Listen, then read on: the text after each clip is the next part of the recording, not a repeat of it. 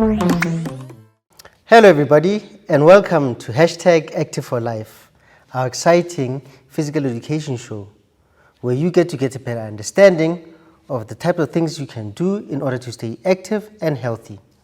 I'm your host Norman Mpake, and together we're going to learn about the importance of physical education, but most importantly, we're going to have fun. We'll talk about basic ideas and concepts around the subject of physical education, and at times get you to do some activities that you can do on your own or with your classmates when at school. But for today, we're going to talk about a very important aspect of physical education. It's about the things that help us remain and be active. To start off today's lesson, let us agree on something. We all agree that we are all designed to move. Right? We are all designed to move. And this is because ever since before, even ever since you were born, movement has been an important part of your development and your growth. And it is important that we create opportunities for you to move, to be able to move as best as you can, to move as much as you can, and to move in a way that is beneficial to your growth and development, whether it's your development academically or your development physically or health-wise. Now, the subject that allows you to do that is called physical education, as you know. Now, physical education helps you develop what we call movement skills. Now, we already spoke of movement skills in other episodes around the fundamental movement skills that you need to develop. Now, these are the movement skills that if you are participating actively in your physical education lessons, you will be able to develop your movement skills. When your teacher asks you to do certain activities, when you are asked to repeat those particular activities, when you're asked to refine those activities, you are able to then participate in as many physical education lessons as they are available. But we also encourage you to do more activities during, after, and anytime you find space to do activities, or even after school, find ways to be more active alone or with your friends. Again, physical education helps develop your knowledge. We've covered a lot of content around physical education in the previous episodes, and the knowledge component of physical education, the things that you learn to know. As we spoke about it the last time, is that in physical education, we don't only name the body parts, but we talk about how those body parts are involved in movement and what are the things that are required to make that movement be as efficient and effective. So we learn and develop our knowledge around physical. The other thing that physical education helps us develop is our values. How we cooperate and interact with other learners, how we share spaces with other learners, how we use proper and appropriate language with other learners, and how we engage in all the activities. It improves our value system. It improves how we learn to communicate, to play, to share, to interact with other learners. So our value system is being developed as we engage in more physical education lessons. And our confidence. You do know the more you practice, the better you become.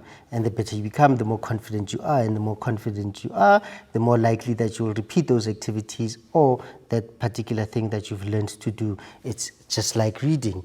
Once you've learned the basic things, you are more confident to take adventures into reading more things. The same applies in physical education, is that it helps you develop your confidence around movement activities. Maintains physical fitness. Again, maintaining physical fitness, whether you are maintaining it, developing it, or enhancing it, physical education is there to help maintain your physical fitness. And when you have a good fitness base, you are able to do other activities with relative ease, because it becomes easier for you to be able to maintain the load and the activity that you're doing. And then here we talk about, learn about our health and wellness. And it's not only just our healthness, but understanding health and wellness in its broad sense, whether it's mental wellness or physical wellness. And our health is developed as we improve our fitness level. So physical education does all these things that help us develop movement skills, knowledge, values, and confidence, maintain physical fitness, learn about our health, and wellness. And this is why we're saying, in order to maintain our active lifestyle and to live up to what we are designed to do, which is we are designed to move. Ever since you were a child, you've been crawling, you've been walking, you've been running, you've been jumping, and these come naturally. And we try to encourage you to stay as physically active as possible. So what must you do, or what can you do to remain active? Is for you to do your best when you're participating in the physical education lessons, and to be your best. You can only be the best that you can be. And the beauty about physical education, it's about you doing the activities to the best of your abilities, as long as you're making the right effort, as long as you're applying yourself, as long as you listen to your teacher and you do the things that you are asked to do, you will be able to help yourself and make sure that you remain healthy and active. Now, remember that physical education is not only good for your health and well-being, but I want you to just look at us talking about physical education is great for your heart, your lungs, your bones and muscles, but also your brain. Yes, physical education is great for your brain. It improves your memory and your attention. And the more you do it, the more you improve how your brain operates, your brain functions, how you remember things, how you can pay attention in class. It's actually very good for your education and your personal development. So it's not just about the heart as a muscle that gets to be stronger, and the stronger your heart is, the more blood is able to pump with ease around your body, and the more you're able to do more things without feeling tired, and so you become stronger, your bones become stronger, your muscles become stronger, and you're able to do more things and achieve more things, and your life becomes slightly easier because of your health and wellness. But what is important is that you need to know that active children do better in school because their brain is also helped by being physically active, because physical activity is beneficial to your brain development. I hope you know that now, or even if you didn't know, I hope you've now learned that physical activity is good for your brain development. Now, for us to be able to do this for you, with you, and around you, is that we need to find a way to create the perfect conditions for you to be able to be physically active. How do we do that? Well, there's a way that we're going to show you, a particular guidelines that we hope that you're able to follow, that your teachers are able to follow, that your parents or anybody who is responsible for your physical activity and well-being is always aware of them. And there's simple 7 guidelines, and I want you to just try remember them as the 7 Active4Life guidelines. We will talk about them, and they will help us understand what to do, when to do it, how to do it, and why we do it. And these 7 design filters have been created globally to try and help children to remain as active as possible, to find ways to make sure that they are not left out of opportunities of being active, that you are created in a way, they are created in a way that make it easy for you to find those opportunities, and that you are able to enjoy them. So after the break, we're going to talk about the 7 design filters, or what we're going to talk about, the 7 Active4Life guidelines, because again, this is our way of trying to make sure that you remain active, not only in your school years, but beyond your school years and for the rest of your life. And these are the guidelines, or the simple things that you could do and always try to remember, as there are 7 days in a week, there's 7 guidelines that you can possibly follow to make sure that you stay active and healthy. See you after the break.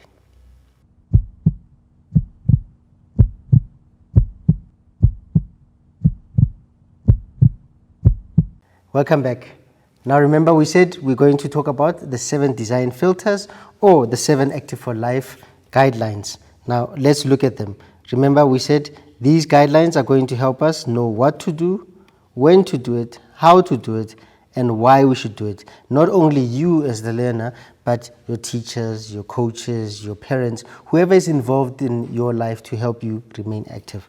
Now, what are these 7 design filters? Let's look at them. The 7 design filters are called universal access, age appropriate, dosage and duration, fun, incentives and motivation, feedback to kids or to you, teacher, coach, mentor. And so we're going to start with the first one, which is around universal access. And of course, you at the center of all these ideas is that it's how do we make sure that you remain active? How do we make sure that you find opportunities to stay active? How do we make sure that we create opportunities for you to enjoy being active so that you can remain active for life? Now, the first one, which is called universal access. What do we mean by universal access? Well, let's think of it this way. How many learners are there in your class? Whatever that number is, every single one of them must participate and have access to quality physical education lessons. Each and every single one of you, whether they are taller than you, whether they are shorter than you, whether they are bigger than you, whether they're smaller than you, it doesn't matter who they are, where they're from, as long as your teacher makes sure that every single one of your classmates have access. Universal access means everyone has access at all times. It doesn't matter what day of the week it is. If it is a physical education lesson on that particular day, we find ways to make sure that all learners have access to quality physical education lessons. And this is what universal access is. And it expands beyond just access or being able to participate. There are certain barriers or things that prevent people from being able to participate. And it is our responsibility as a society, as school, as parents and everybody to try find ways to make sure that all children in all schools, in all communities, have access to opportunities to be active. And this is part of why we do what we do here, is to create opportunities for you to find ways to have activity as part of your daily life. And so universal access is a central part to everything. Without universal access, everything else seems to be meaningless, because then if it only is for a certain group of people who live in certain areas, who have certain things, then it is not necessarily fair and is not what education or physical education is about. So universal access is a central part. The next one is age appropriate. Now, you know how old you are, right? And you know what grade you are in. And you know that your teacher teaches you things that are good for your age, that are designed for your age, that are designed to help you develop at that particular age. Now, you may be whatever age you are, but it is important that all your physical education lessons must respond and be designed to suit your age and your age group and your developmental stage. So some people grow faster than others and some people grow slower. But within that age, there's certain developmental milestones, what they call milestones or guidelines that say, if you're at this age, we would expect you to be able to do the following. And so we help you develop that way, but it must be in relation to your age. If it's not age appropriate, it puts you at risk of being injured, and it might also be too much for you, or it might be too simplistic. So everything that we do is what is age appropriate. The best way to see it is the kind of things that you naturally do during break. The type of games that you play in are generally what you respond to because you find them appealing and exciting to you, and those are age-appropriate games, and we allow you to participate in those within a classroom setting. The curriculum is written in a way that suits your age, and that's why it would be that particular grade's content, and your teachers will help you do age-appropriate physical activities. And when doing those things, you'll find it directly links to the third point, which is around dosage and duration. Now, these might seem like fancy words, but all it means is that how difficult it is and how long you do it for. So it depends on the type of activities. So if your activities are age appropriate, they are most likely to be the right type of activities, and they will be lasting for the right amount of time. Now, the irony is that the curriculum is written just like in any other subject in physical education. There's a time allocated for that particular lesson, and that is what is the duration of your lesson. During the physical education lesson, that's how much time you spend doing those particular activities. And when you're doing specific skills development, your teacher will spend more time on the things that they want you to improve on. So this is where dosage comes in, and duration, and the type of activities that are appropriate for you and your classmates, your peers, your friends at that particular age. So again, age appropriateness and dosage and duration often are going to be one in the same kind of format, is because your age will determine the types of activities that you do and how long you do those particular types of activities, and your teachers would know what is appropriate for your age because they understand the curriculum, and as professionals they are there to teach you and guide you along those particular things. So we would have covered again universal access, age appropriate, dosage and duration, and remember I said it's the type of activities and how long it takes. But what I think is most important to you, and we spoke about it at the beginning of the lesson, is fun. If it's not fun, then it's not meant for you. And physical education is meant to always be fun. It is meant to be enticing. It's meant to make you feel excited. Every time you do physical activity, you're supposed to feel that level of joy, because that's what it does. It creates chemicals in your body that make you happy. And that's what physical education is meant to do, is keep you happy, make you happy, and make you look forward to the next lesson of physical education. Now, again, if the dosage is correct and the duration is correct and it's age appropriate and everybody feels included and it's accessible, it's most likely going to be fun. And those are the kind of things that you need to understand, is that if everybody feels that they are fairly treated, they have access, that the activities are responding to what they know, what they can do at that particular age, and that they are not too difficult for them because they've been taught step by step in a progressive way, then we are moving towards fun activities that make you want to do them even after your lesson. And this is the beauty about it, is that we want to create a situation where you want to repeat these activities when alone, when with your friends, out of school, in school, whenever you can, because you want to develop those skills. And the more you repeat them, the more you improve your skills, and the more you want to do more, and the more you learn. And so therefore we then go to incentives and motivation. Again, the incentive and motivation, you'll find it in class. When you've done well, your teacher will congratulate you and tell you you've done well. And when it's fun, it's also motivating because you're now looking forward to the next lesson. So if you do the steps accordingly and make sure that all these things are done correctly, you enjoy yourself. And remember what I said to you. In order to do all these things, you have to do your best and be your best. If you do that, it's enough of an incentive, it's enough of a motivation for you to keep doing your physical education lessons, to do your best and be able to move forward. You'll be rewarded by your marks. You'll be rewarded by how you develop. You are able to check in physical education. I'm able to run faster, I'm able to jump higher, I'm able to throw further, I'm able to understand these concepts and these words that I use in physical education. You now understand the language of physical education that we spoke about before, that you understand that now you've learned new things, new ideas, and you're able to use them in your day-to-day life. And that is the beauty about physical education, is that we want you to be able to use whatever you learn in the classroom outside of the classroom in your day-to-day life to make your life easier.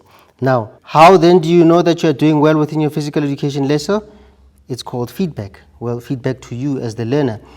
Whether you get the feedback as part of your report, whether you get the feedback during the lesson. So when your teacher is telling you, do this better, lift your legs higher, hold it like this, or do the next activity in this particular manner, or repeat. The constant feedback that you get from your teacher is able to help you know if you're improving, help you understand what is expected of you, help you understand the marks that you get at the end of the term. Because if you don't get that constant feedback, by the time you get your marks, you can ask the question, how did I be able to get this type of marks? So the feedback is an important part of you understanding what you're supposed to do, how you're supposed to do it, why you're doing it, and where and how you are expected to do those particular things. So we would encourage you to always engage in feedback. Now, the feedback is not one directional. You also give feedback to the teacher when they ask you, how do you feel? Is it improving? Do you feel that you're improving in a particular area? And you're able to share how you feel about a particular activity. And if it's too hard, you're able to express it. If it's too easy, you express it, so that the teacher can be able to adapt the dosage duration and make sure that it remains age appropriate to you, but it also remains fun. So those are the kind of things that you need to understand, is about the feedback is a feedback both ways, from you as the learner and from the teacher to you, and from the teacher to your parents. And you can engage. I mean, when you get home, your parents may ask you, how did you do in school? Give them feedback about what you did in your physical education lesson.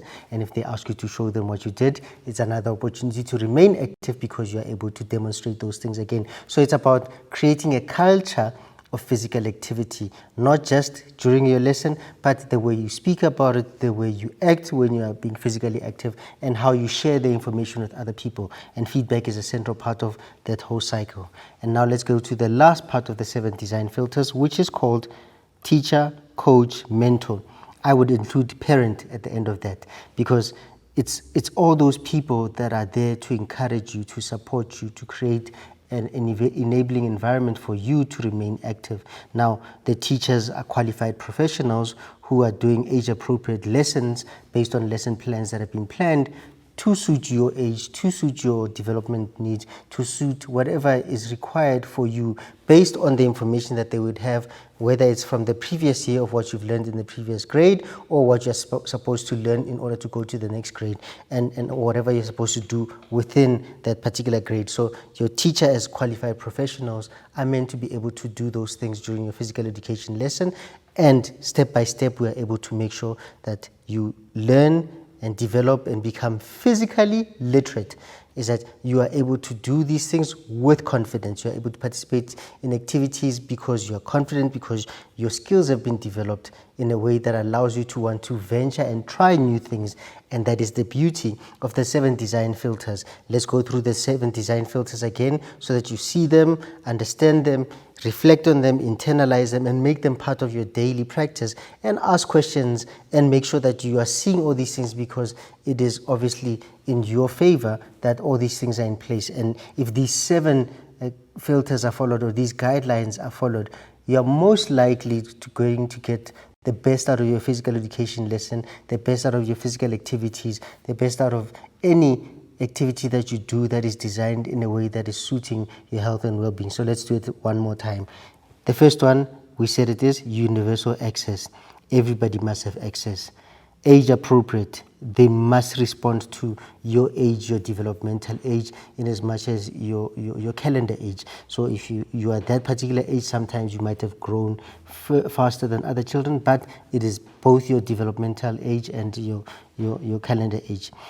Then there's dosage and duration, the type of activities that you're doing, how long you're doing those activities, and that is often determined by your age and your developmental stage, and how you've learned, or whatever you've learned at that particular age and whatever category that is. So your dosage and duration, and the most important one for us, it's fun. If it's not fun, you're less likely not going to learn, because you'll be worried about other things. So in physical education, we sometimes look and see if you are not smiling while doing the activity, it's questionable, because we're saying you're supposed to be having fun when doing physical education. So if you're not having fun, something must be wrong, and that must be addressed, and to make sure that you're always having fun. Incentives and motivation. Well, if you're motivated and you're getting rewards for the effort that you're making, winning and being patted on the back, or celebrating with your teammates, your classmates, learning new things, those are incentives that you can take with you. Feedback. We spoke about feedback just now. It's about making sure that there's feedback between you and the teacher, between the teacher and you, between you and your parents and you, and your communities, your friends. You can discuss these things with your friends after class about the things that they like. And that feedback may lead you to try new things and be able to then say, can we try it in a different way? And then the teacher, coach, mentor, and parent, as I mentioned, are always those support systems that are there to make sure that these things, that's why I said it's important that you know all these 7 design filters, but it's also important that your teacher knows them, it's important that your parents know them, it's important that your coach, if you have a coach, knows them, or any adult that is there to support you and make sure that you remain physically active. So those are the 7 design filters that we use universally in all other countries. We try to encourage ways and mechanisms to make sure that you remain active for life. And this is the beauty of what we are trying to do, is find ways to make sure that we create the best opportunities for you to stay active, because it is beneficial for your learning and development. It's active children do better in school and in life. And this is what we want you to always remember, is that active learners do better. They do better in school, they do better in life, because healthy children become healthy adults, and healthy adults are productive adults. And that is a whole cycle that we want you to be able to follow, to be able to appreciate the beauty of physical education. We hope that you enjoyed learning these things and understand the beauty behind the 7 design filters, how the 7 design filters link to your lessons, your educational experiences, your personal experiences, your physical education experiences, and that you understand the beauty of physical education in your education, in your life, in your personal health and well-being and development. And we look forward to seeing you another time. If you have any questions, please remember to ask your parents to send us the questions on our WhatsApp line so that we are able to then try and come back to you. But for today, thank you very much.